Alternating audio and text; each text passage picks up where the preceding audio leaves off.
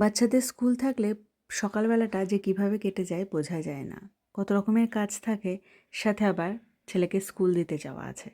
নমস্কার, আমি স্বাগত জানাই সকলকে আমার এই মিনি ব্লগে।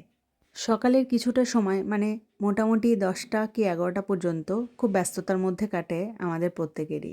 বাচ্চাদের স্কুল পাঠানো না পর্যন্ত যেন কাজ শেষ হয় না। আর যেসব মায়েরা কাজে যায় বাইরে, তো তাদের তো আরও চাপ থাকে।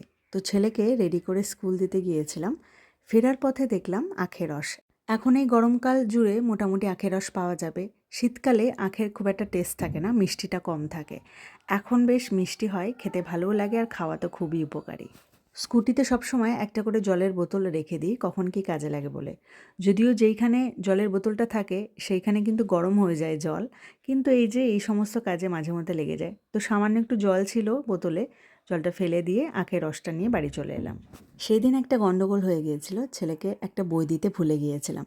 তো দ্বিতীয়বার যখন দিতে গিয়েছিলাম তখনই আখের রসটা দেখতে পেলাম, তাই নিয়ে আসা হলো।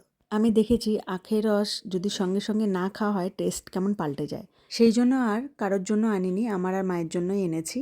কারণ রেখে দিলে টেস্টটা একবারেই পাল্টে যাবে। আর এনেই সাথে সাথে আমি আর মা খেয়ে নিলাম। মায়েরও বেশ পছন্দের আখের রস। সেদিন একটু স্কুলে আগেই চলে গিয়েছিলাম, ভেবেছিলাম বাড়ি এসে কাজ করব, হাতে অনেকটা সময় থাকবে, কিন্তু এই যাতায়াত করতে গিয়ে আমার অনেকটা সময় চলে গেল। আজকের ভিডিওটা কেমন লাগলো অবশ্যই জানাবেন। সকলে ভালো থাকবে, সুস্থ থাকবেন।